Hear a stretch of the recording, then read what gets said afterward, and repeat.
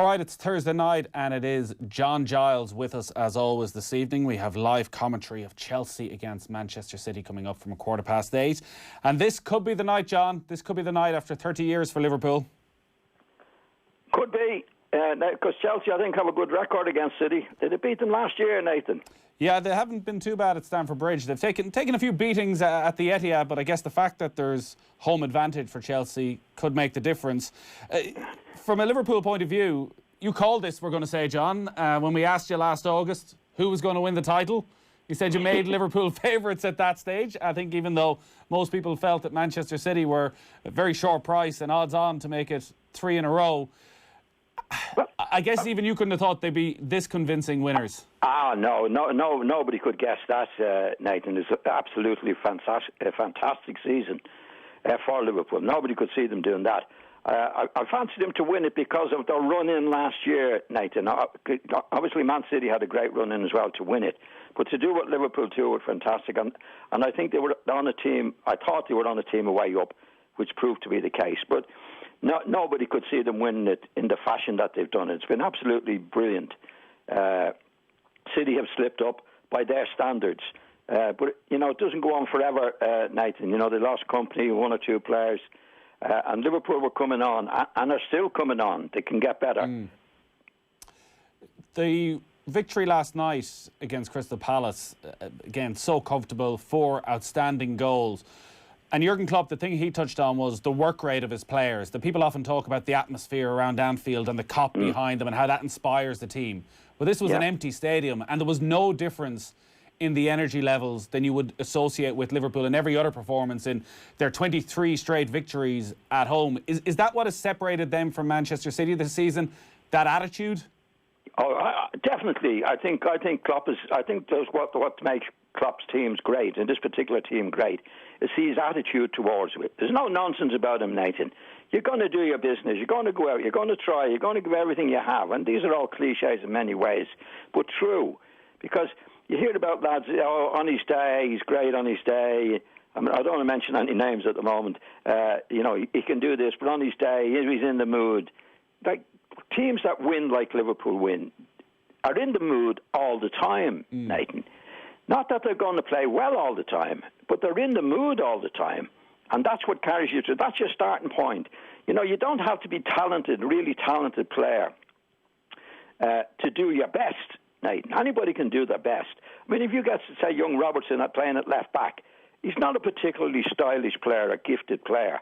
But because of his attitude alone, and his ability, of course, makes him an outstanding player, maybe go on to be a great player, Nathan. But I've seen lads before who are much more talented than he is, but didn't have the attitude. You go back to the Roy Keane situation. Roy Keane wasn't gifted like Bobby Charlton or Scholes or any of these guys, but he had his attitude, and you don't have to be talented to have the right attitude. That's the great thing about football, and players that can make it. And Liverpool have it, and I think what's great about Klopp, he insists on it, Nathan. He doesn't. I think he's in total control of those players. I don't think he gives them a minute. I don't think he gives them any praise if they don't deserve it. And if you remember at Old Trafford, I think it was this season, when Henderson was coming off, he was in a bit of a huff because he was substituted, walked past him, called him right back. She'd say, what the hell do you think you're doing? So he's in full control of the situation there. And the players respond to that. Not just one player, every player. And that's why the last night, playing in front of the empty stadium, that's what they do. Whether they don't have to have certain things going for them every week, playing at home, playing away, they're a home team. They go out to play football. They play for each other, as they say. He insists on that. I know I'm ranting on about it, but its attitude is your starting point. If you don't have the attitude, Nathan, it doesn't matter how much talent you have. I mean, look at Arsenal at the moment. They're a disgrace. City had it. Well, City didn't have it so much this year, actually, Nathan, but they had it last year and for a few seasons. But they didn't have it this year, even starting off. I said to you a few times about De Bruyne. I don't think Bruyne was at it in the same way as he was last year at all. And he's a very, very important player. But anyway, that's another day's work. From a Liverpool's point of view, whether they're playing in a packed stadium, empty stadium, I don't think it matters to them. They're going to go out and do their stuff. just talk a bit more about Klopp and his influence, because it can't be a coincidence that the 11 that start last night have that attitude and the players who come off the bench have that attitude. And that wasn't always there. Even when he first came to the club, you think back to their last home defeat 3 and a bit years ago against Crystal Palace, and they're 1-0 up and they end up losing the match. And that was at a period over those 6 months where there was a real uncertainty around Liverpool defensively, and there was an uncertainty in the crowd, and they were getting on the players' backs. And I don't think they trusted that Liverpool team. Whereas now, it's flipped completely. Can you talk a bit about, and you've seen so many great managers down through the years, what it is about Klopp that sets him apart? Well, first of all, Nathan, he was taking over a difficult job. You know, he had to get rid of a lot of players. It took him 2 years, 3 years to do it. But bit by bit, first of all, when you go in as a manager, you have to recognise who you have, who's any good, who's no good, right? Get rid of the ones that are no good and get the good ones in that are good. Now, that sounds very simple, but your judgment has to be good on who you're getting rid of and who you're bringing in. And that's what he has. He's brought good players into the club with an attitude that he had. You see, there's some players he would have had when he first got there, that no matter what he said to them, he wasn't going to get it out of them. He just wasn't going to get out of them. And you give them so much, and then you get rid of them. You say, no, he's not going to do it. He's going to get out. And then the important thing then is getting the players in who are going to do it. And that's how you improve the team. And that's how he improved the team, Nathan. I mean, it sounds very simple, but it's a very, very difficult thing to do. It's to recognise who's not doing it, will never do it for you, and then whoever's scouting for him, or whether he's scouting himself, to get the right guys in that will do it. So he can completely trust them. We can help. It takes a little bit of time to do that, and it did take him. It took him about 3 years. I mean, he didn't have a goalkeeper for a few years, Nathan. He didn't have a centre-half for a few years, but eventually got them in. And once they're in, I think he has total control over all of those players. I think he's like a big school teacher. Like when I was at school, I was scared stiff with Boxer Murphy. I think they're all scared of Klopp. Respect him, but I think he's okay with them. But they daren't step out of step at all in every match, in every minute of every match, and that's why they're champions and going where they're going. I hope he got that nickname from being a legitimate boxer and for no other reason. He was a good boxer. He'd give you a box around the ears. And I was scared stiff of him, like most of the lads in the class. I'm only writing that as a joke. But I'd say the players, obviously there was a certain amount of respect. They've got a great amount of respect for him. But nobody taking any advantage at all. I don't think he allows anybody a favourite. I don't think he's a favourite, what we would call a favourite, in that. And I think they all have the highest respect, and I think he takes no nonsense. He demands that of them in every match they play. And you can see it when the kids play during the year, Nathan. Remember the kids came in for the Arsenal game, yeah. And you know what I mean? Games. Yeah. They were doing the same things. Not the same things, but their attitude was the same. So that runs right through a club. You know, and all the great teams don't carry anybody, Nathan. You know, like we keep talking about Pogba. Well, when he's in the mood and when he's doing it, sometimes he does it, sometimes he doesn't do it. Klopp wouldn't have him for 5 minutes. Wouldn't let him inside the ground, because he doesn't know what to expect from him. He certainly doesn't get he doesn't get what's expected of him week in and week out. What he expects from them and demands from them. That's why the empty stadium would mean nothing to him and to the players. Not nothing. Obviously, they'd want to have the crowd there. But they went about their business the way it should be done, the way they should go about their business, which is excellent.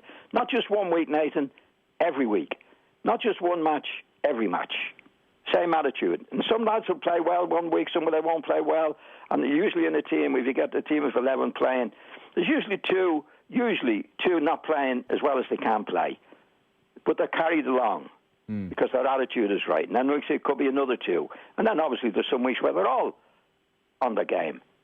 But sometimes not. Sometimes three of them can be off the game in losing the ball a few times more than they should and things like that. But not for running back when they've lost the ball. Not the effort part of it. You wouldn't accept that at all. And fellow players wouldn't. But you accept a colleague having a bad day. Such is the rivalry between Liverpool and Manchester United. There's always going to be comparisons, and United had an impressive victory last night and played well in the second half against Spurs as well, and suddenly Paul Pogba is back and he's playing alongside another quality player in Bruno Fernandes, and people are getting excited. United supporters are getting excited that suddenly they have that little bit of quality in midfield that could elevate them, and they might look at it as two midfielders who will be an improvement, say, on Liverpool's midfield, that now is an area of the pitch that they're stronger than Liverpool, and maybe that can kick them on to be contenders for the title next season. Hey, as Ole Gunnar Solskjaer, I won't say stumbled across something considering the amount of money they spent on this, but it makes perfect sense. Two really good players playing together is going to get the best out of the team with Rashford and Martial in front. Have they reason to be excited?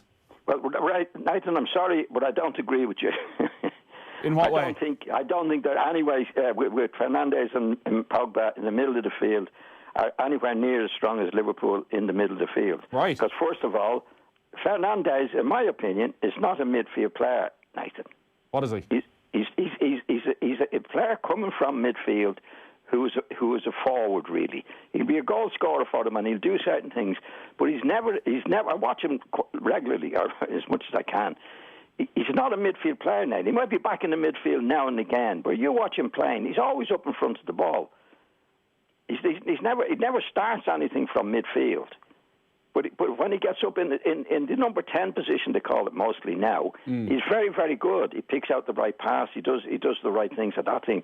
But he won't be like in Manchester United's great day. Scholes was the man that did that, right? Did that particular job in a big way. He was a great player. Fernandes is nowhere near that. He doesn't play in that position, and Pogba plays in that position sometimes. So they like who was doing the job? There was other players doing the job of midfield for them the other day. Fernandes is a very, very valuable player, and he'll be a very, very good player for Manchester United as a goal scoring and a goal making player, Nathan, but not as a midfield player. And Pogba, we don't know. Pogba is a gifted lad, as we know, and we keep going on about him. Now, he might change his mood now, Nathan, because, we have this, the virus. There's a lot of clubs don't have money. Maybe Real Madrid and Barcelona, whoever might be interested, mightn't be able to afford him, mightn't be able to afford his wages. So I think looking at him now, I think he's realised that now, and he's buckled down a bit. He actually played quite well in the two matches that he's played for Manchester United. But it's all attitude with him. How is he going to play? Is he going to do, and he's definitely looking to get away. Up to now, he was looking to get away. He couldn't be bothered, Nathan. That's my take on it now. And I'm sorry if I have to contradict you, but that's what I believe, Nathan. I don't think Fernandes he has strengthened the team in a position that is not in the midfield. He's back in midfield now and again, but only now and again. But he won't control the game from midfield. But he'll get you a few goals, and he'll make a few goals. He's a good player when he gets up in that position. We're obviously talking a lot here about attitude, and I think even all those who are talking up Manchester United are doing so on the basis that Paul Pogba's attitude remains good between now and the end of next season, and it obviously ends up staying at the club. If Pogba's attitude is right, if he's really on it, if something has changed and he wants to be out there every single week, is he a player? Does he have the skill set that he can actually run that Manchester United midfield? Well, yes, he could do, Nathan. I don't think he's a general as such, but because of his mobility and his ability, he could do a big job there. He wouldn't do a Scholes job. Sorry, I keep going back to Scholes because he could do it. He was a master at it. I don't think he would be a master at it, but he would be a huge influence there. He definitely could be. If he's going out there to play properly, I don't think he's a general in the middle of the field to nick it all together. But he has other attributes that would be invaluable to Manchester United in the middle of the field. That's the big if now, Nathan. I think there's a possibility that it could happen because I don't think there's anywhere else for him to go.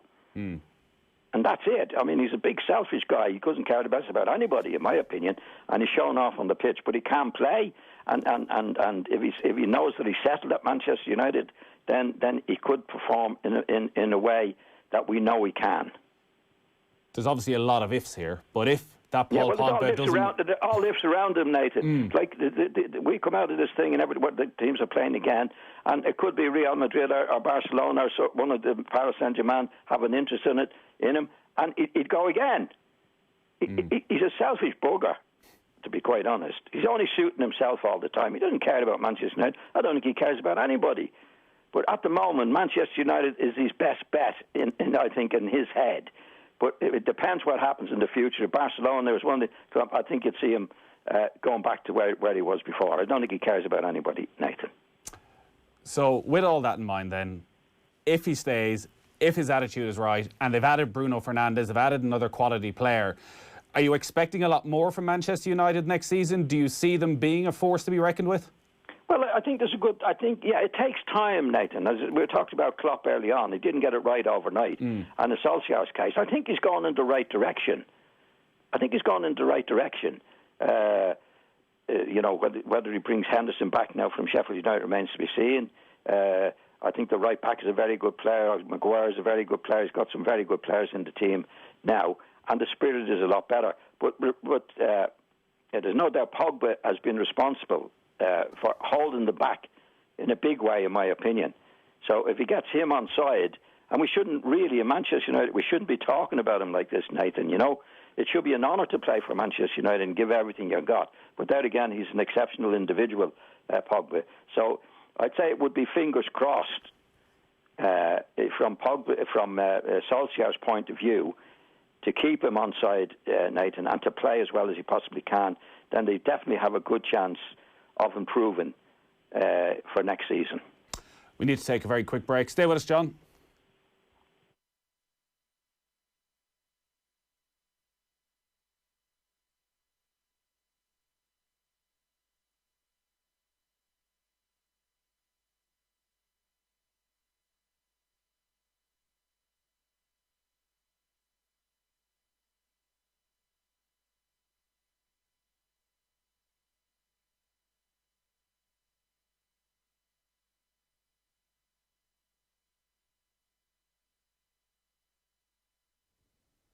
All right, you're very welcome back. Thursday evening, as always, at this time, we're joined by John Giles. John, let's move on and talk about some of the other topics of the opening week of the return of football. Obviously, it is football behind closed doors. Do you think for those clubs that are in trouble, it's going to make a difference? I'm thinking particularly some of the games I've seen so far. Aston Villa last night, when they're piling on the pressure and there's nobody there to get behind them. And if there was a home crowd, you wonder, would the opposition wilt a little bit? Do you think the supporters play a factor in how the players perform? I think that they do. They do play a factor in it because you get the crowd behind you, as we say, Nathan. But sometimes it can go the other way. I think Villa are in trouble, as we know. I mean, because they're limited in what they can do. They had a goal last night. They got a good point out of it.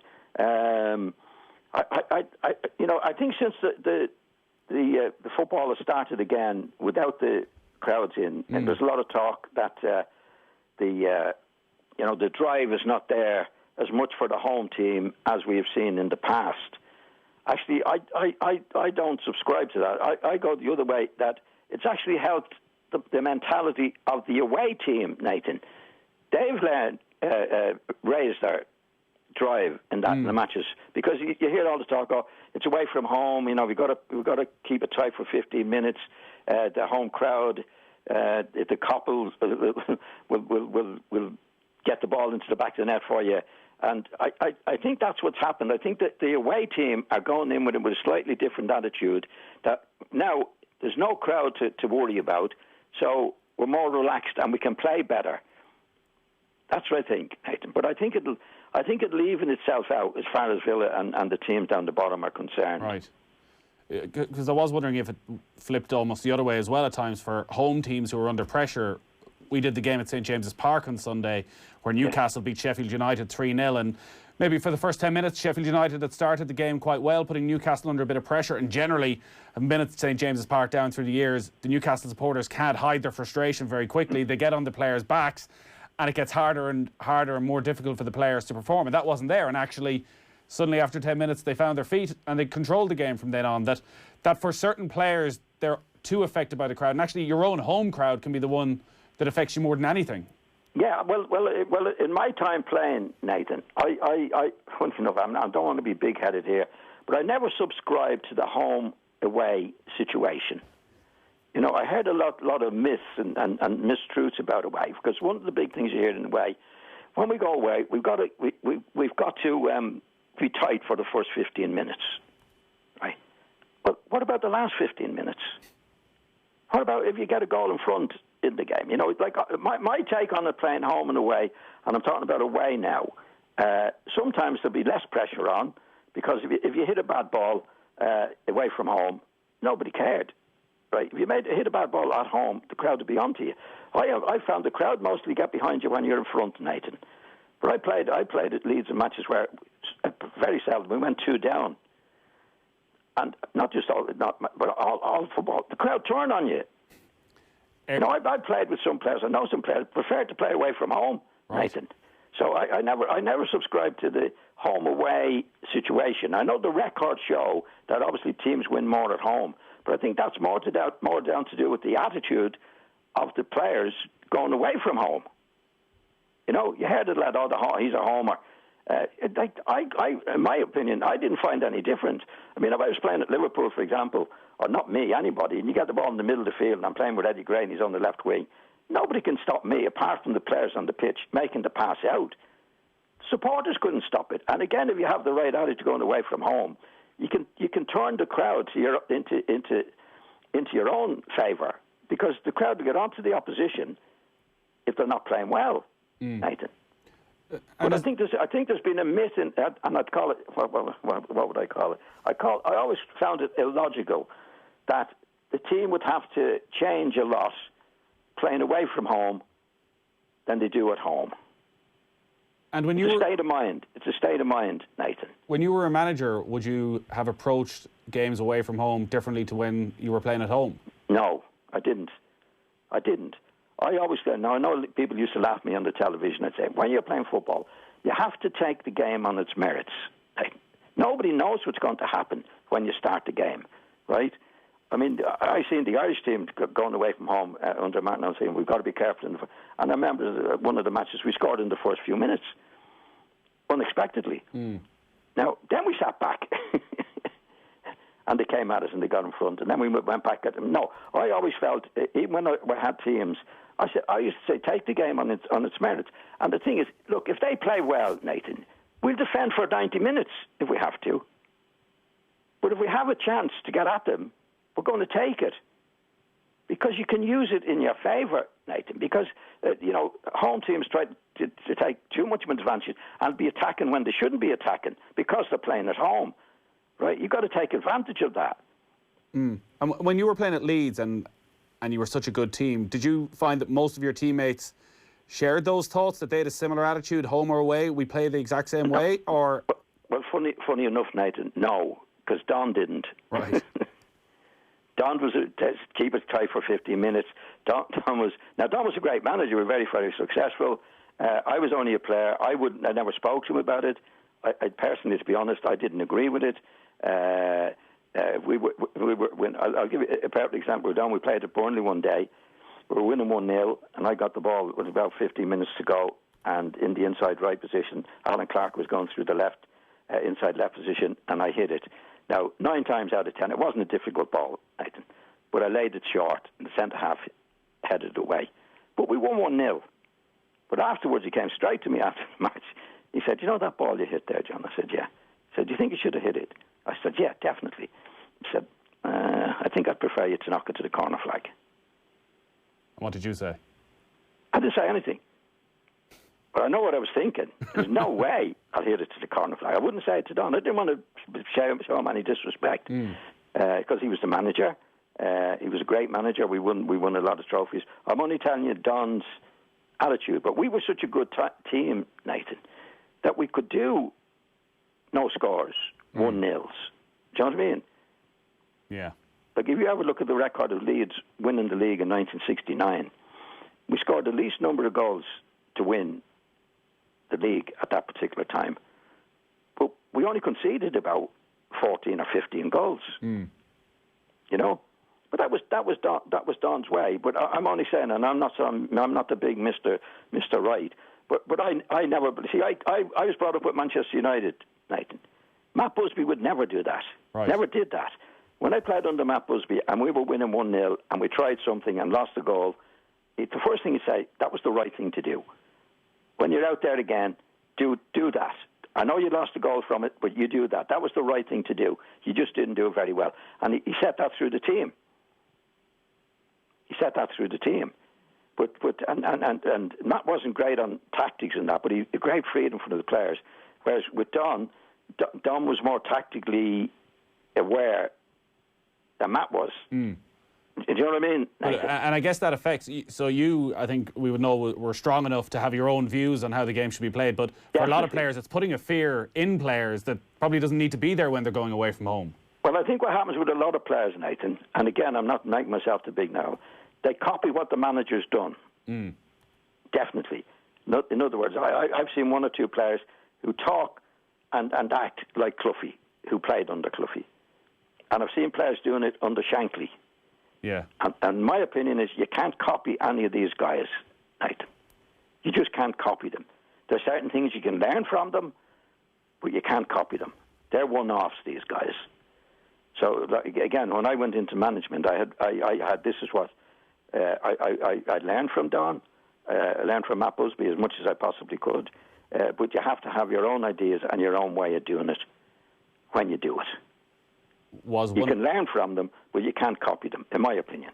Because a lot of it is personality. I mean, Clough's talking before a match and that wasn't really scientific on football, right? But he had a way around him and a manner about him that you believed in him, and you wouldn't challenge him. Do you know what I mean, Nathan? Yeah. He had this belief in him, in himself. This is what you're going to do. And funny enough, now he wasn't restrictive at all, and he wasn't tactical at all. But because of his manner and his way, I didn't get on with Cloughie at all. And the amazing thing I found about myself, Nathan, I couldn't believe it. I wanted to please him. Right. And I didn't like him. And he didn't like me. But that's what managers do. It's like Klopp. You look at Klopp. Klopp wouldn't take any nonsense from any of those players, in my opinion. On any of those fateful 44 days under Brian Clough, did you please him? I think towards the end, I did. He was a bit paranoid, to be honest. See, Don had recommended me for the job, and he thought I was after his job, which I wasn't. I couldn't care less. I could have got it when he went, and I turned it down. So that wasn't the case. But he wasn't an insecure guy. He wasn't a secure guy, Nathan. Right. You know, there's a lot of bluff about him in that. And he was one of the great managers. What he did, but I think he wrote in his book later on that I could have been his number two in that. But that was years later. That could have been an interesting dugout. Well, I would have been playing, you see. Yeah. I was playing at the time. Yeah, true. You know, I mean, I played for another 2 or 3 years after that. But he had it in his head that, like, before he came to the club, all these lads are against me. That's what he definitely had in his head. And we weren't. We wanted to continue being successful, you know. And he made a mess of it, really, Nathan, because he was insecure.